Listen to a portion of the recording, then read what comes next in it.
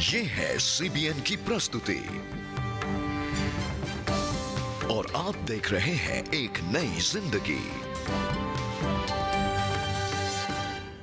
मुझे बहुत सारी मुश्किलें झेलनी पड़ी, लेकिन उसके बावजूद मैं एक बेहतर जिंदगी की ओर ध्यान केंद्रित किए हुए थी। आज एक नई जिंदगी में पारिवारिक क्लेश पर एक नजर, गुइया का सफर घरेलू झगड़े से आत्मसम्मान तक और पारिवारिक अत्याचार सहने वाले महिलाओं के मददगार रोशनी और कुरुविला चांडी से मिलिए। गमय तमसो मा ज्योतिर्गमय मृत्योर्मा अमृतंगमय। जयति जयति मम भारत जयति। अंधकार हर ले, ज्योतिर्मय कर दे। प्रेम गीत में क्षमा की लय पर एकता का स्वर दे। जयते जयते जयते जयते मम भारत जयते जयते जयते। जयते जयते मम भारत जयते। कहने को तो हम 21वीं सदी में रह रहे हैं, लेकिन आम हिंदुस्तानी के घर की चार दीवारी के अंदर झांक कर देखिए तो सच्चाई कुछ और ही है। 5 में से 1 औरत पर अभी भी घर के अंदर अत्याचार होता है। क्यों? ये सवाल लेकर मैं आपके सामने आपका होस्ट आकाश हूँ। नमस्कार। नमस्ते, मैं हूँ आपकी को होस्ट नीतू और हम दोनों आपका स्वागत करते हैं एक नई जिंदगी में। आकाश, आज का विषय जितना दर्दनाक है उतना मामूली भी है। दर्शकों में से कई महिलाओं ने अत्याचार सहे होंगे और कई पुरुष ऐसे होंगे जो ये अत्याचार रोज करते हैं। क्यों घर की चार दीवारी नर्क बन जाती है, आज देखेंगे हम इस कड़ी में। यकीन नहीं होगा आपको कि जो औरत हमारी संस्कृति में देवी मानी जाती हैं, वो घर के अंदर पिटती और कुटती हैं।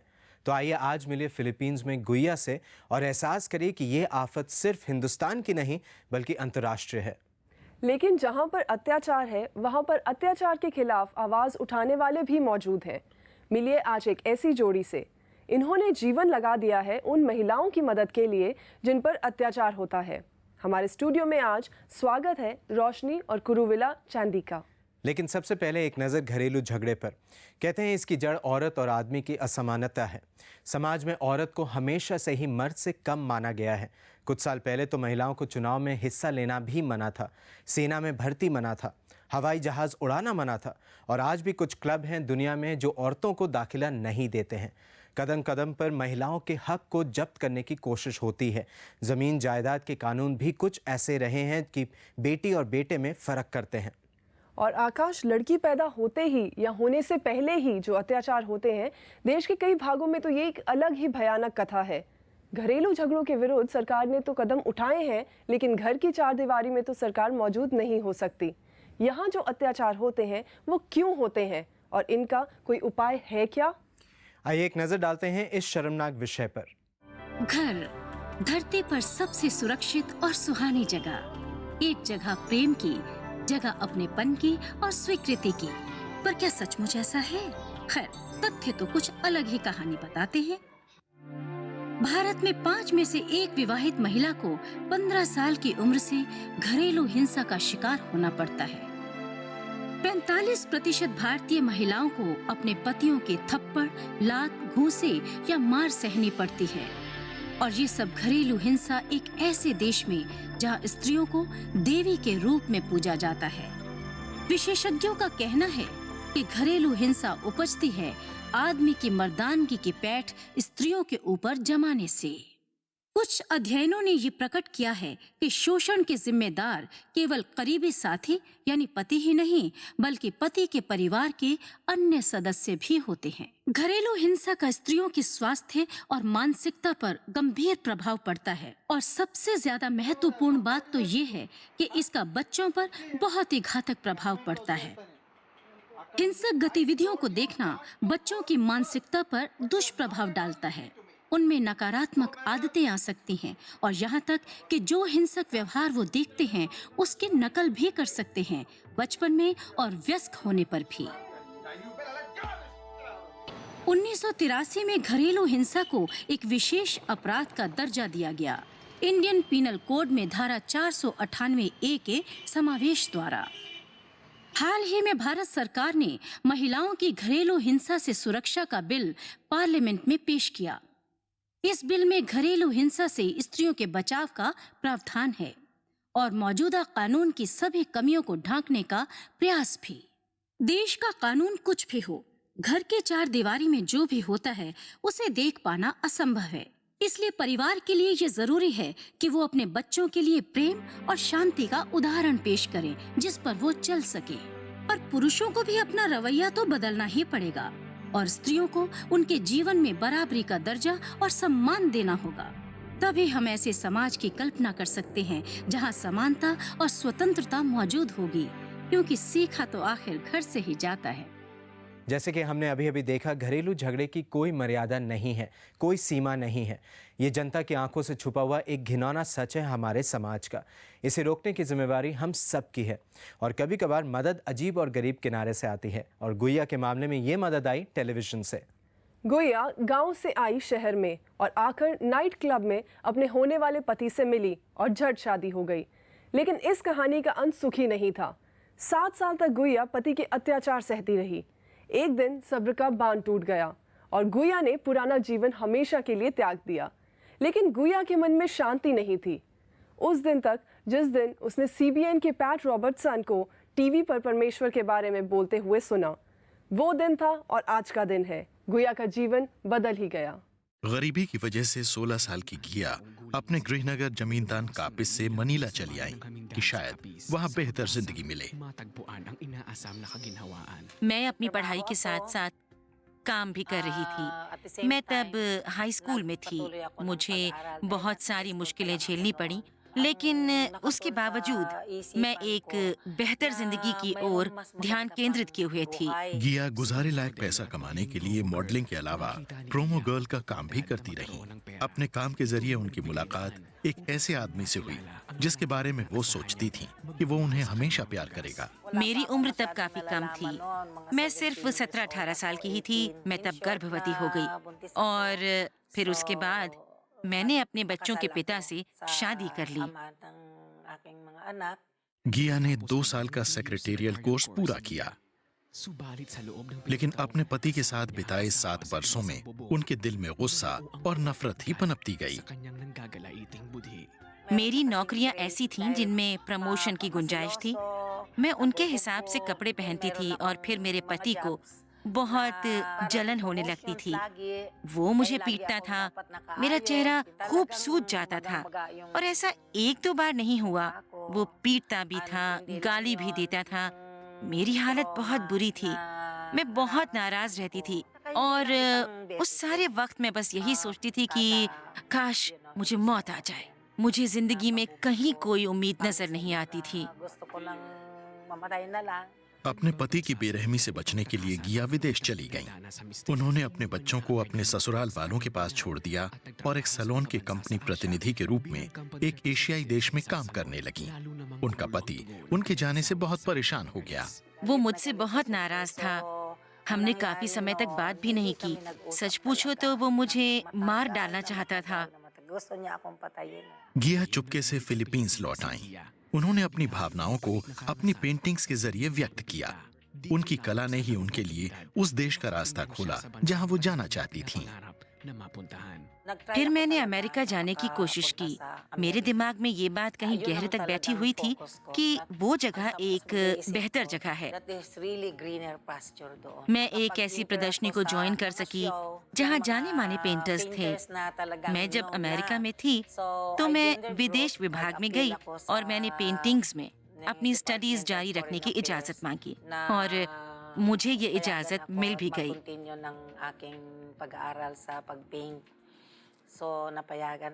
जब गिया को एक नामी गिरामी दुकान ने नौकरी पर रख लिया तो अमेरिका में गिया की रहने की अवधि बढ़ा दी गई। यहाँ मुझे नाइट लाइफ का असली अंदाजा हुआ। मैंने पहले जिन चीजों का अनुभव तक नहीं किया था वो सब मुझे यहाँ हासिल हुई। मुझे तो जैसे एक नई जिंदगी मिल गई थी। मैंने अपने बच्चों के लिए पैसा भेजा। मैंने अमेरिका में बेशक खूब मेहनत की, पर मैंने जिंदगी भी भरपूर जी। मैं डिस्कोथेक गई, जहाँ कहीं भी पार्टी होती थी मैं वहाँ जरूर जाती थी। फिर भी मुझे लगता था कि मेरी जिंदगी में कुछ कमी जरूर थी।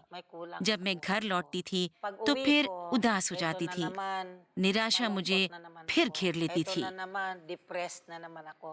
इतनी कामयाबी होने के बावजूद गिया को खालीपन महसूस होता था। अपने अकेलेपन में उन्हें खुशी के असली मायने पता चले। एक रात जब मैं अकेली अपने फ्लैट पर थी और टीवी के चैनल सर्फ कर रही थी तो अचानक मुझे एक सुंदर सुशील व्यक्ति नजर आया। वो एक अमेरिकन था। बाद में मुझे पता चला कि उनका नाम पैट रॉबर्टसन था। उन्होंने कहा कि अगर आप जीवन में अकेलापन महसूस करते हैं, दुखी महसूस करते हैं और अपने जीवन में मौजूद कमी को नहीं जानते, तो आपको वाकई इसी शख्सियत की तलाश है। सिर्फ वही आपके हृदय की आवश्यकता को पूरा कर सकते हैं और वो हैं यीशु। परमेश्वर साक्षी है। मैं कैलिफोर्निया लॉस एंजलिस के अपने फ्लैट में बिल्कुल अकेली थी और मैं उसी पल टेलीविजन के सामने घुटनों के बल झुक गई। जिंदगी में पहली बार मुझे ये एहसास हुआ कि परमेश्वर जीवित हैं और हमें उनका आह्वान करना चाहिए, अपने पापों का प्रायश्चित करना चाहिए और अपना जीवन उन्हें सौंप देना चाहिए। फिर मैंने एक ईसाई चर्च ढूंढा और उसमें सक्रिय हो गई। 1998 में वो अपने पहले वाले पति से फिर अपना रिश्ता बहाल करने के लिए फिलीपींस आईं। मेरे पहले पति ने मुझे माफ कर दिया। मेरे दोनों बच्चे पहले ही बड़े हो चुके हैं और अपना अपना कारोबार जमा चुके हैं। मेरे पूर्व पति अपने दिल में क्षमा भाव लिए परमेश्वर को प्यारे हो चुके हैं। फिलहाल गिया अपने गृहनगर में पूर्णकालिक मिशनरी हैं। उन्होंने एक सैमरिटन्स हाउस बनाया है जो उनके साथ ही मिशनरियों के लिए रेस्ट हाउस के तौर पर काम आता है। सैमरिटन हाउस से कुछ ही किलोमीटर की दूरी पर गिया ने एक अनाथालय भी बनाया है। परमेश्वर के साथ मेरा हर दिन प्रसन्नता से भरा हुआ है। मेरा हर दिन शांति से भरा है, एक ऐसी समझ से भरा है जिसे पैसा नहीं खरीद सकता। मेरी शक्ति है परमेश्वर के सानिध्य का आनंद। ये परमेश्वर के पुनर्जीवन देने की शक्ति है। इसलिए आइए परमेश्वर की आराधना करें। जीवन में गलती तो हम सभी करते हैं, लेकिन परमेश्वर हमें फिर भी प्रेम करता है और हमारा इंतज़ार करता है। जब भी हम उसके पास आते हैं वो हमें दोनों हाथों से स्वागत करता है। गुइया के जीवन में कठिनाइयाँ थीं, लेकिन जिस दिन उसने पश्चाताप किया परमेश्वर उसके लिए मौजूद था। उसका सहारा बनकर वो खड़ा हुआ था। परमेश्वर हमें ना कभी त्यागता है ना हमें कभी छोड़ता है। परमेश्वर हमेशा हमारे और आपके साथ में है। परमेश्वर का वचन कहता है कि वो एक अच्छा परमेश्वर है, वो एक अच्छा पिता है। और आज मैं विश्वास करता हूँ कि परमेश्वर आपसे भी यही बात कह रहा है कि मैं एक अच्छा परमेश्वर हूँ, मैं एक अच्छा पिता हूँ और जब तुम मेरे पास आओगे मैं तुम्हें अपनी बाहों में भर लूँगा। मुझे नहीं पता कि आप में से कितने लोग ऐसी परेशानी में हैं जो गुइया के जीवन में थी, लेकिन मैं आपको बता सकता हूँ कि परमेश्वर आपसे बेहद मोहब्बत करता है। आपके जीवन में कुछ भी क्यों ना हो रहा हो, परमेश्वर चाहता है कि आप उसके पास आएँ। जब आप परमेश्वर के पास आते हैं, परमेश्वर आपके लिए एक नया जीवन खोल सकता है। परमेश्वर का वचन कहता है कि हम जो पति हैं, हमको अपनी पत्नियों से प्रेम करना चाहिए उसी तरह जैसे यीशु ने अपनी कलीसिया से प्रेम किया और उसने अपना जीवन उसके लिए अर्पित कर दिया। पत्नियों के लिए परमेश्वर का वचन कहता है कि अपने पति से ऐसा प्रेम करो क्योंकि वो हमारे परिवार का मुखिया है। कई बार हम अपने जीवन में ऐसी परिस्थितियों में आते हैं जहाँ पर ऐसा रिश्ता नहीं बनता है। मैं आपको आज बताना चाहता हूँ कि अगर परमेश्वर हमारे विवाह के स्थिति में होगा, अगर परमेश्वर हमारे घर में होगा, अगर परमेश्वर हमारा मुखिया होगा और हमारा जीवन उसके प्रति समर्पित होगा, परमेश्वर के लिए कोई भी परिस्थिति बदलना असंभव नहीं है। आज परमेश्वर आपको अपने पास बुला रहा है। शायद आप शोषण से परिचित हैं, शायद आप अपने जीवन में एक ऐसी परिस्थिति में जहाँ पर आप गुइया की तरह इन हालातों का सामना कर रहे हैं। आज परमेश्वर आपसे कह रहा है कि तुम अगर मेरे पास आओगे मैं तुम्हारे जीवन को बदल सकता हूँ। आज मैं आपके लिए प्रार्थना करना चाहता हूँ। शायद आप ऐसी परिस्थिति में हैं। आज अपने हृदय को खोलिए, परमेश्वर के पास आइए, परमेश्वर से कहिए मुझे मदद चाहिए और परमेश्वर आपकी मदद ज़रूर करेगा। आइए प्रार्थना करते हैं। हे परमेश्वर, मैं आपसे प्रार्थना करता हूँ उन सारे लोगों के लिए, विशेषकर उन बहनों के लिए प्रभु, इस समय उन महिलाओं के लिए जो गुइया की तरह शोषण सहन करती हैं प्रभु, जिनके जीवन में ऐसी चीज़ें हैं जो शायद वो किसी और के साथ बांट नहीं सकती प्रभु। शायद और भी ऐसे लोग होंगे जो इस कार्यक्रम को इस समय देख रहे हैं, जो ऐसी परेशानियों में हैं पारिवारिक रीति से, जिनका बयान वो किसी और से नहीं कर सकते। लेकिन आज आप उनकी परिस्थिति को जानते हैं, आप उनके जीवन को जानते हैं, और प्रभु मैं प्रार्थना करता हूं कि आप उनके जीवन में आएंगे। जब वो अपना हृदय आपके लिए खोलते हैं, अपना जीवन आपके लिए समर्पित करते हैं प्रभु, आपके हाथों में डालते हैं, मैं प्रार्थना करता हूं कि आप उनके जीवन में आएंगे। आप एक अच्छे परमेश्वर के रूप में, आप एक अच्छे पिता के रूप में उनको अपनी बाहों में लेंगे, और प्रभु आप उनसे कहेंगे कि आप उनके साथ में हैं।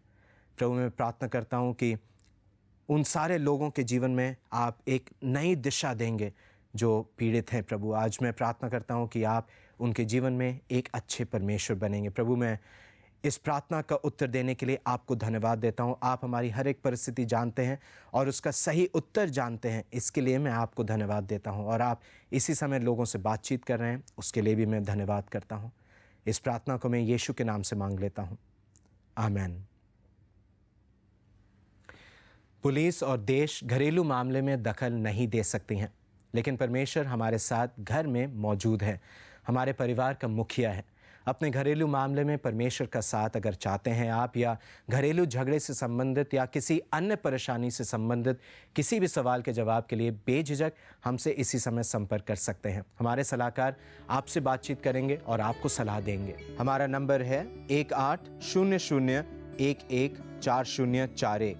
पत्र लिखिए CBN, post bag number 9, Badarpur, नई दिल्ली 110044, या हमें SMS करें। टाइप करें CBN ENZ स्पेस दें PYR और अपना प्रार्थना निवेदन लिखकर हमें भेज दें 57333 पर। कहीं जाइएगा नहीं, हम आपसे मिलेंगे एक ब्रेक के बाद। आगे एक नई जिंदगी में हिंसा के शिकार औरतों को पनाह देने वाले रोशनी और कुरुविला चांडी से मिलिए ब्रेक के बाद।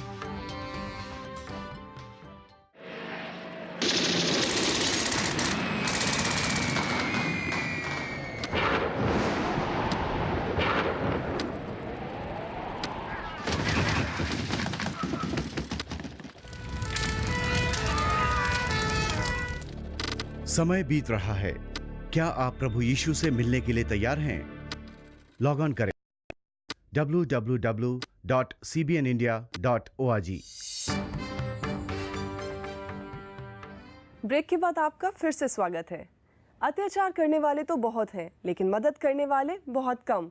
लेकिन हर मदद करने वाला रोशनी और कुरुविला चांडी की तरह हो तो एक एक करके दुनिया ही बदल जाएगी। तो आइए मिलते हैं रोशनी और कुरुविला चांडी जी से। हम आपका बहुत स्वागत करते हैं हमारे स्टूडियो में आने का, और बहुत धन्यवाद कि आपने अपना कीमती समय निकाला हमारे पास आने के लिए। पास्टर, मेरा पहला प्रश्न आपसे है। आप पासवान हैं और आप काउंसलिंग भी करते हैं। आप उन महिलाओं की मदद भी करते हैं जो घरेलू शोषण के में से गुजर चुकी हैं। तो आप अपने अनुभवों से हमारे से कुछ शेयर करना चाहते हैं? ये कहानी है विजय और एकता का। जी। एक बार जो है विजय अपने एक फ्रेंड के घर में एकता को सबके सामने मारा, और इसके बारे में उसी फ्रेंड ने मुझसे बताया कि ऐसी बात हुई।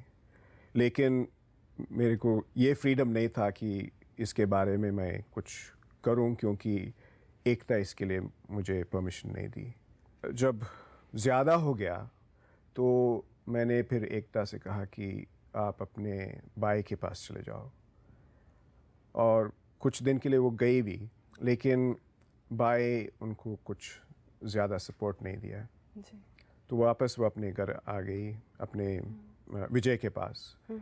आगे जाके विजय जो है कहता था कि एकता मुझे इंसल्ट करती है, इसीलिए मैं मारता हूँ उनको। और फिर जब अपना बेटा जो है टीनेजर बन गया तो उससे भी कहने लगे कि अगर माँ तुम्हारी कोई बात नहीं मानती है तो मारो उनको। ये सब होने के बाद भी जब विजय बीमार पड़ता था, क्योंकि उसको डायबिटीज़ का ज़्यादा प्रॉब्लम था, तब भी जो है एकता उसकी देखभाल करते थे। और इस तरह ये एक पैटर्न बन गया एकता के जीवन में। रोशनी जी, मैं आपसे पूछना चाहती हूँ कि जब हम घरेलू हिंसा के बारे में बात करते हैं तो क्या ऐसे कार्य हैं जिनको हम घरेलू शोषण में इंक्लूड करते हैं? ये कहने का मतलब है कि कोई अपशब्द जो हम इस्तेमाल करते हैं उसको हम शोषण बोलेंगे कि फिज़िकली टॉर्चर करने को हम शोषण का दर्जा देंगे? जब भी हम किसी को अपने बराबरी का दर्जा नहीं देते हैं, उसको भी एक तरह का वायलेंस है। हम ये समझते हैं वो तो वायलेंस का जड़ है।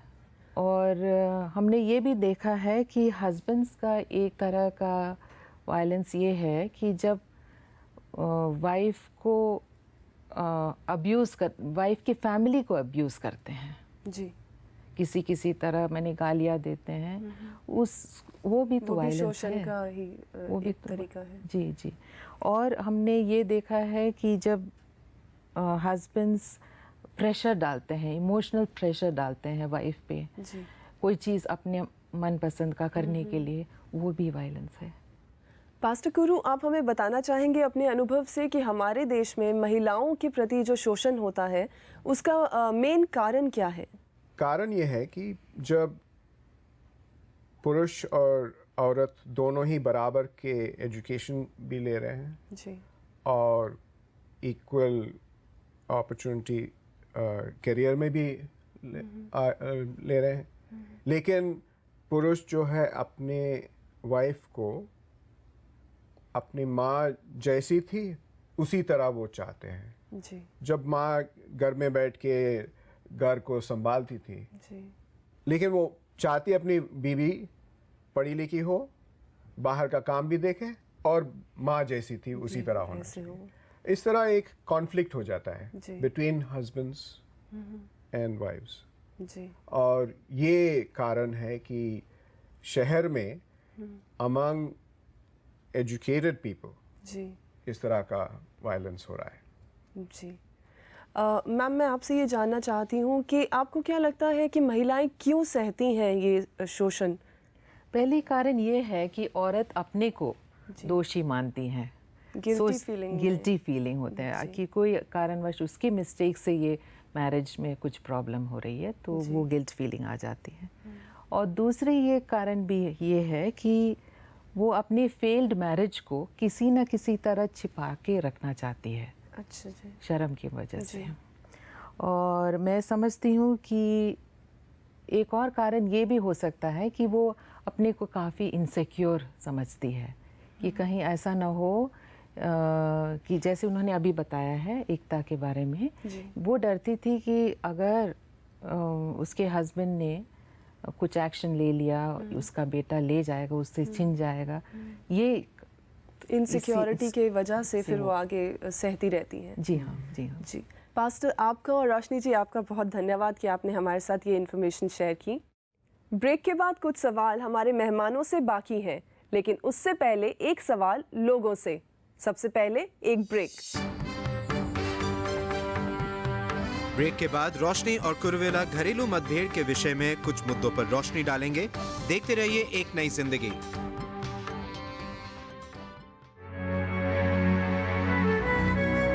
इसीलिए यदि कोई मसीह में है तो वह नई सृष्टि है, पुरानी बातें बीत गई हैं, देखो सब बातें नई हो गई हैं। शादीशुदा जिंदगी में सबसे ज़्यादा अब्यूसिव होता है दूसरे की फीलिंग्स की कदर ना करना, उसको इंसल्टिंगली उसको करना या इग्नोर करना। अब्यूज का वो ये कि that person shouldn't hurt you physically and mentally. Physically तो क्या होता है, मारने के बाद वो घाव भर जाते हैं, बट मेंटल घाव कभी नहीं भरते जो मेंटली आपको हर्ट होता है। जैसे आजकल फैमिलीज में होता है मारना और दहेज को लेकर के काफ़ी सारी बातें होती है, ये सब नहीं होना चाहिए। अभी अभी आपने देखा लोगों की राय क्या है घरेलू झगड़ों की सीमा और क्या है जो हद पार कर देते हैं। दोनों में मुश्किल है फ़र्क करना, लेकिन हमारे आज के अतिथियों के तजुर्बे से ये फ़र्क आज हम समझ पाए। आपसे हम जानना चाहते हैं कि ये जो घरेलू शोषण होता है इसका बच्चों पे क्या दुष्प्रभाव पड़ता है? जिन घरों में वायलेंस होती है वहाँ बच्चे जो है बहुत ही नर्वस और टेंस रहते हैं और डरे हुए रहते हैं। और कभी कभी ये भी होता है कि वो अपने आप को दोषी माना जाते हैं जी। और ये कहते हैं कि शायद हमारे वजह से हमारे माँ बाप में प्रॉब्लम आ रही है। जी लड़ रहे हैं, तो वो गिल्टी फीलिंग होती है उनके साथ। जी। और दूसरा ये जो इफ़ेक्ट जो है हम देखते हैं कि आगे जाके जो बच्चे जो लड़के जो हैं वही इफ़ेक्ट कैरी करते हैं अपने ही मैरिज में जी। और वो रिपीट करते हैं जो उन्होंने माँ बाप को देखा है वही ये लड़के अपनी वाइफ के साथ भी करते हैं। यही हमने अक्सर देखा है। जी।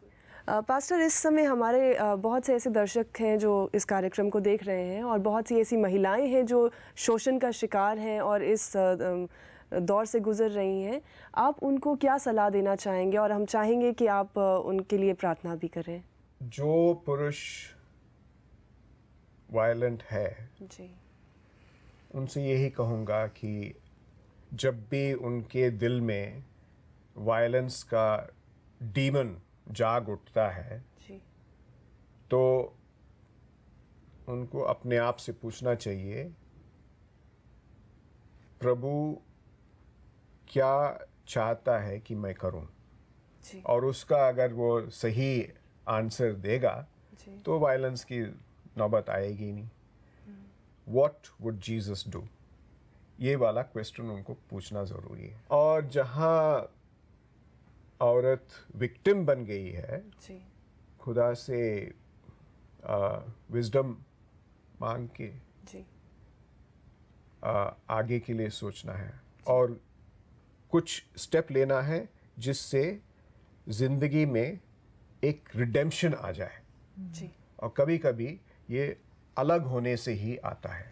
जी, वो बेदारी आना ज़िंदगी में बहुत ज़रूरी है। जी। पास्टर, हम चाहते हैं कि आप हमारे दर्शकों के लिए प्रार्थना करें। खुदा बाप, जो इस प्रोग्राम को विटनेस किया है, अगर से कोई शख्स है जो अपने ज़िंदगी में वायलेंस करते ही रहा है, उनके जीवन से इस वायलेंस को हटा दे यस लॉर्ड, और उनको एक फ्रीडम दे इस वायलेंस से, अपनी शांति उनके जीवन में ले आए ताकि वो भी एक इंस्ट्रूमेंट ऑफ पीस बन जाए। जी। और जो औरत विक्टिम बन गई है उनको आप अपनी अनुग्रह दीजिए और उनको एक हीलिंग भी दीजिए, फ्रीडम दीजिए ताकि वो इस वायलेंस से छुटकारा पाए। और जहाँ उनको विजडम की ज़रूरत है, विजडम दीजिए ताकि वो अपने जीवन में एक रिडेम्पशन ला सकते हैं, एक स्टैंड लेके अपने जीवन में, ताकि वो आपके नज़दीक आ जाए। ये हम यीशु ख्रिस्त के नाम से मांगते हैं, आमीन। मैं आप दोनों का बहुत धन्यवाद करना चाहती हूँ कि आपने अपना समय निकाला और हमें इतनी अच्छी चीज़ें हमारे साथ शेयर की। मुझे यकीन है कि हमारे दर्शक इससे बहुत प्रभावित हुए होंगे। Thank you. जाने से पहले आज का बाइबल पद मैं आपको देना चाहती हूँ। भजन संहिता 22:24 में यूँ लिखा है, क्योंकि उसने दुखी को तुच्छ नहीं जाना और ना उससे घृणा करता है और ना उससे अपना मुख छुपाता है, पर जब उसने उसकी दुहाई दी तब उसने सुन ली।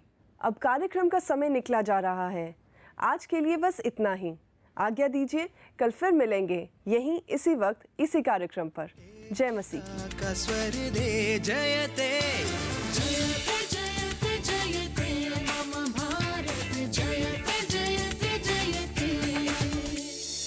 उन्नति के पथ का है अड़ी गई राधा, एक है हम सब एक परमात्मा।